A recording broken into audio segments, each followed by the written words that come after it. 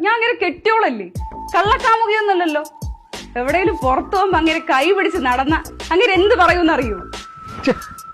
മോശം, കൈ വിട്ടു നടക്കുന്നവർ ആൾക്കാരുണ്ടെന്ന് വിചാരിക്കും.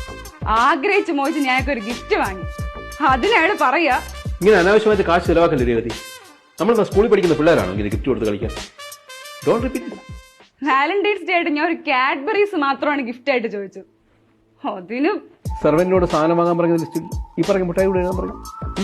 വല്ലപ്പോഴും ഒന്ന് പുറത്തേ ഒന്നിച്ച് ആഹാരം കഴിക്കണമെന്ന് ആർക്കാണെങ്കിലും ആഗ്രഹം തോന്നൂലേ?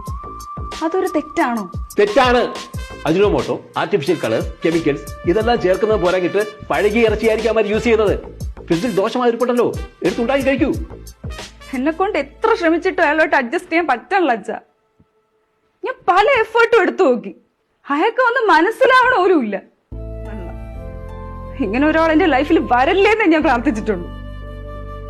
പക്ഷെ ദൈവം അത് കേട്ടില്ല.